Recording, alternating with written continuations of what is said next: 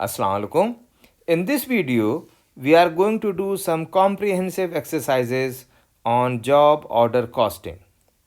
We will do exercises on entries to record manufacturing cost, record entries for factory labor, analyze cost of manufacturing, record entries for manufacturing and non-manufacturing cost, record entries for cost of services provided, determine cost of jobs and ending balance in work in process and overhead accounts, and finally determine predetermined overhead rate, apply overhead and determine whether balance is underapplied or overapplied.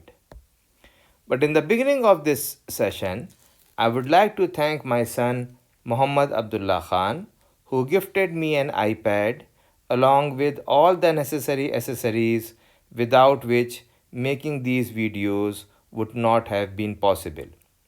I would like to thank Nabiya Khan for helping me out in preparing these awesome slides. I would like to thank my wife Samina for her care, encouragement, and constant support, who allowed me to use time for her in making this video. Let us start with the concept of entries related to accumulating manufacturing cost.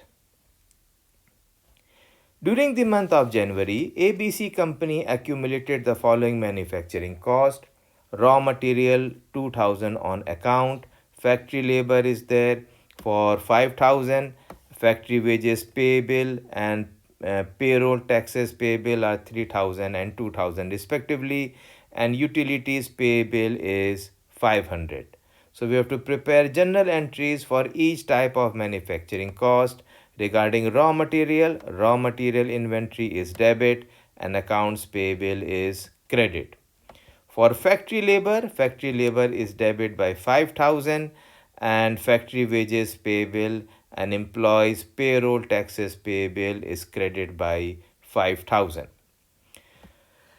Utilities payable is a manufacturing overhead. So manufacturing overhead is debit and utilities payable is credit.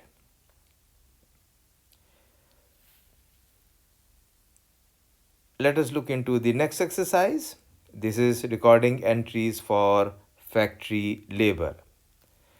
The gross earning of the factory workers of Vargas company during the month is 66,000, and this is split into payroll taxes, factory payroll of 8,000, fringe benefits of 6,000, and of the total accumulated cost of factory labor, 85% is related to direct labor and 15% to indirect. So the general entry will be factory labor will be debit by, will be debit by some amount.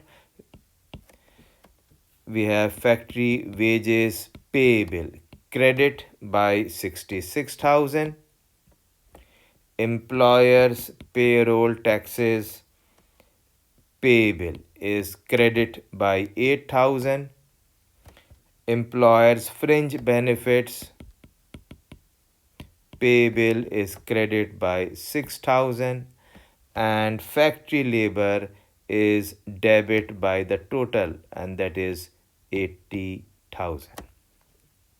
You can see that 85% is related to direct labor, and we have to assign factory labor to the production. So 85% of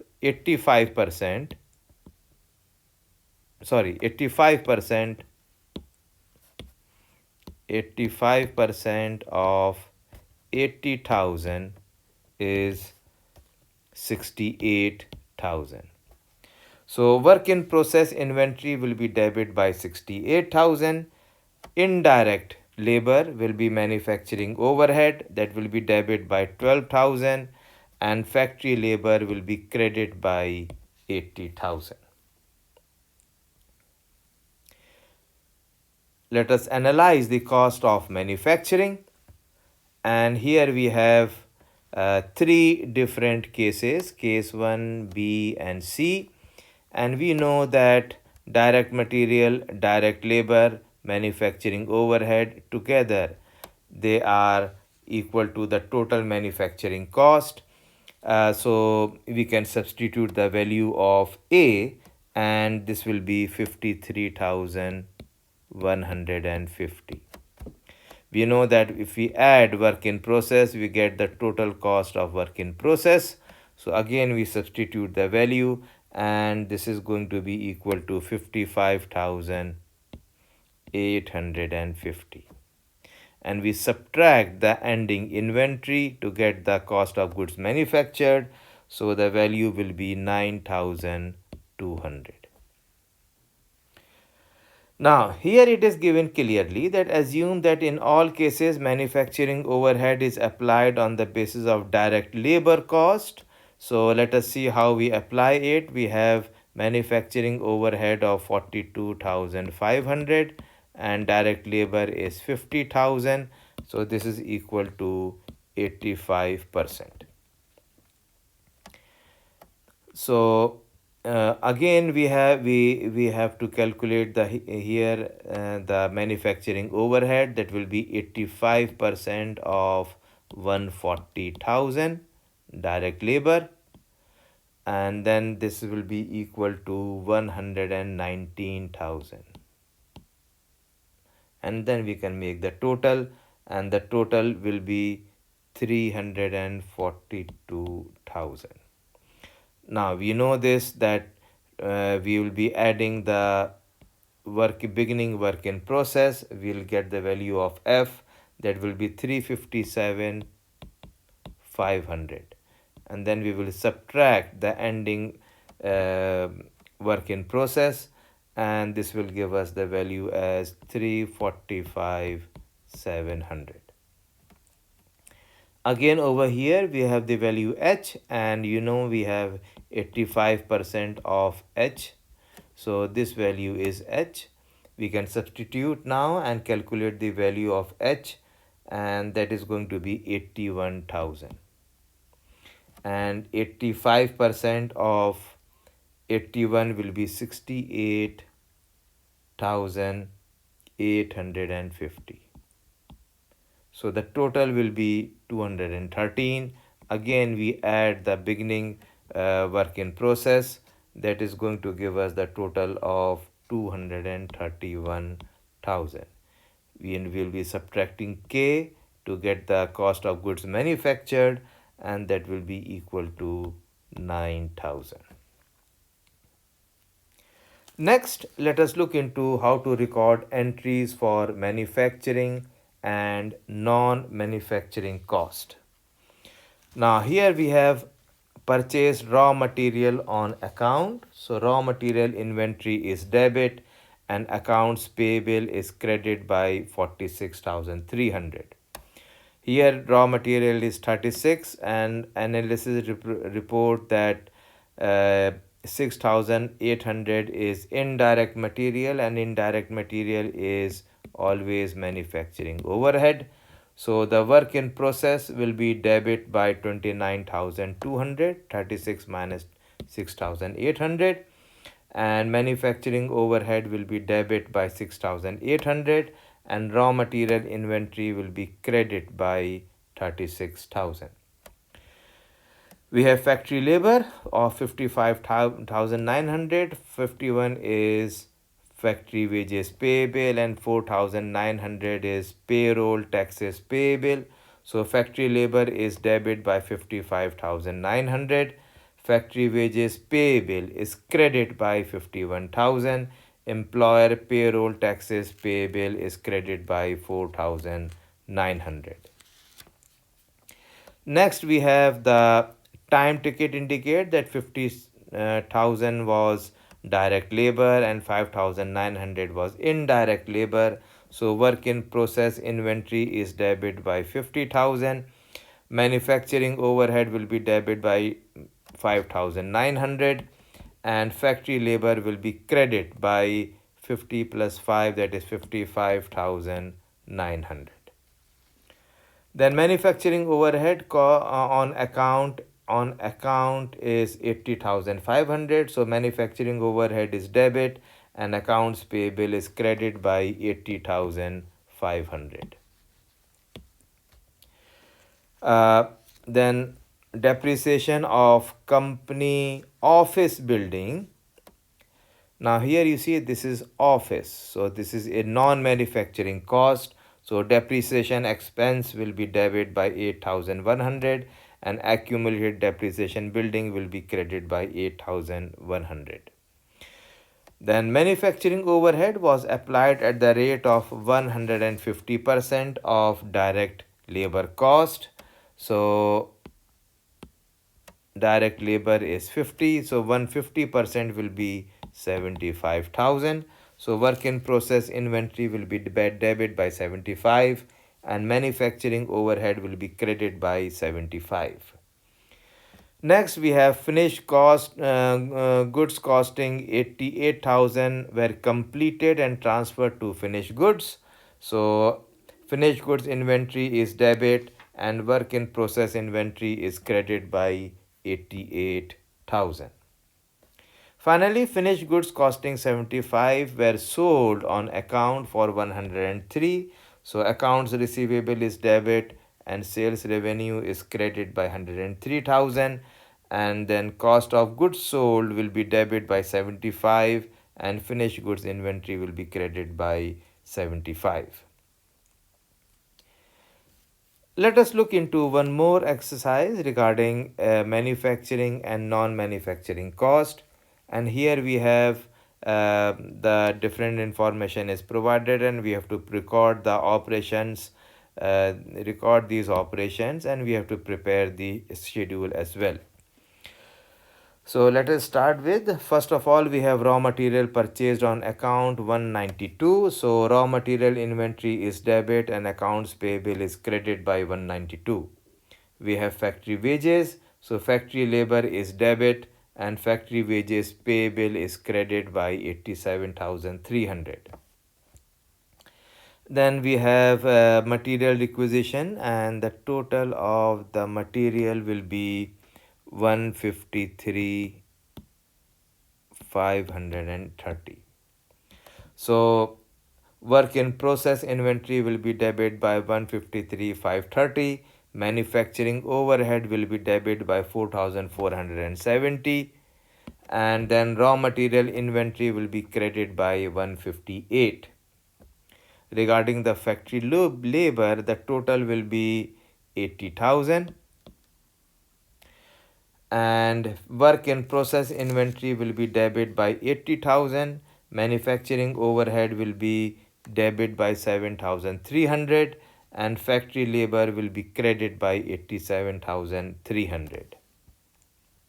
Then we have manufacturing overhead of 49,500. So manufacturing overhead is debit by 49,500 and this is on account. So accounts payable is credited by 49,500.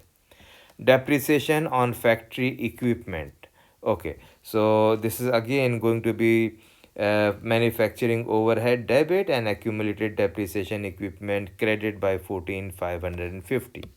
Now depreciation on company office building. Now this is a non-manufacturing cost. So depreciation will be debit and accumulated depreciation building will be credited by 14,300. Manufacturing overhead is at the rate of 90% of direct labor and direct labor is 80,000. So that makes 72,000. So work in process is debit by 72 and manufacturing overhead is credited by 72. Then jobs completed during the quarter are, okay, let me explain you this a little more. Of the 4 jobs, 3 have been completed, that is number 20, 21 and 23.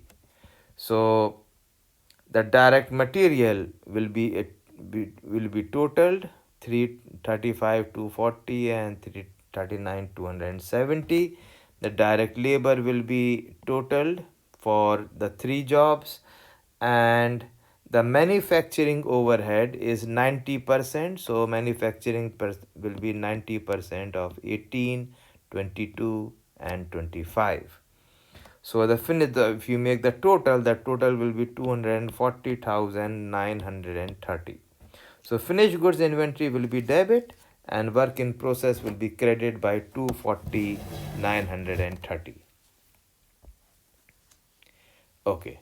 Now let us look into how to record entries for cost of services provided. Now in this exercise, we have a law firm and the cost equivalents are raw material is supplies, factory wages payable is salaries and wages payable, manufacturing overhead is operating overhead, work in process is service contract in process, and cost of goods sold is cost of completed service contracts. So let us start with the general entries. Purchase supplies on account 1500. So supplies will be debit and accounts payable will be credit for 1500. Then issued supplies 1200. So here we are not going to have work in process, rather it will be service contract in process. So service contract in process will be debit by 60% of 1200, that is 720, and operating overhead will be debit by 480 and supplies will be credit by 1200. Then the labor cost is 60,000, 80% is direct, so 80% is going to be 48,000. So service contract in process will be debit by 48,000 and operating overhead will be debit by 12,000 and service salaries and wages will be credit by 60,000. Then we have operating overhead and that is 40,000. So operating overhead is debit and cash is credit by 40,000. Then we have service contract in process at the rate of 90%. So again we have service contract in process, that is 90% of the direct labor, that was 48,000, that will be 43,200. So service contracts in process is debit by 43,200 and operating overhead is credit by 43,200. Then cost of work completed is 75,000. So cost of completed service contract is debit by 75 and service contract in process is credit by 75. Finally, we have to determine the balance for service contract in process. And if you remember, in transaction number 2, service contract was debit by 720. In transaction number 3, it was 48,000. In transaction number 5, it was 43,200. And in transaction number 6, it was credit by 75,000. So the balance will be 16,920. Let us look into determining cost of jobs and ending balance in work in process and overhead account.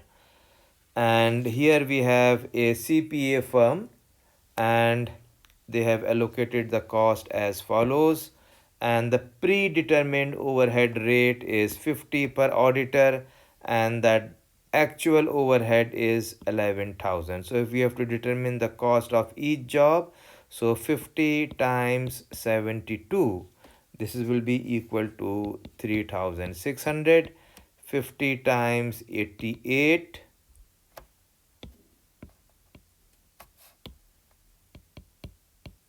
will be 4,400 and 50 times 45 will be 2,250. And when we make the total will be 9,600. Here this will be 11,400 and this will be 5,000 825. Then indicate the balance of the service contract in process account at the end of the month November. So here you can see that only the Lin has job is incomplete, so therefore the balance is 9600. Then finally calculate the ending balance of the operating overhead.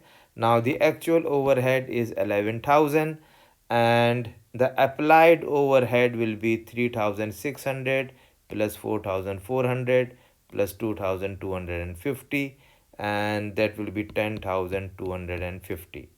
So we can see that the balance will be 11,000 minus 10,250. That will be a debit balance of 750. Okay. Let us go to determine predetermined overhead rate. We will apply the overhead and determine whether the balance is underapplied or overapplied.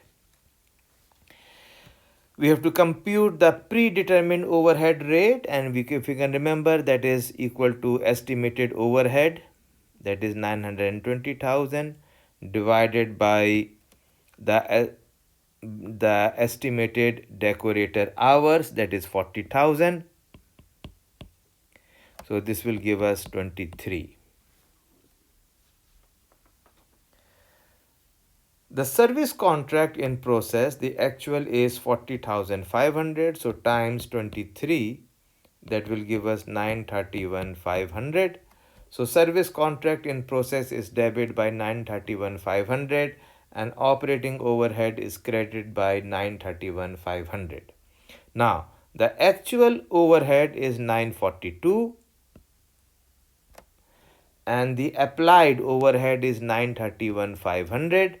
So the balance is 11,300 and that is underapplied. So this completes our discussion on job order costing exercises. Remember, effective questioning brings insight, which fuels curiosity, which cultivates wisdom. If you have any question regarding this session, then please don't hesitate to ask in the comment box or by email, and inshallah I will reply you back. Happy learning. Thank you so much.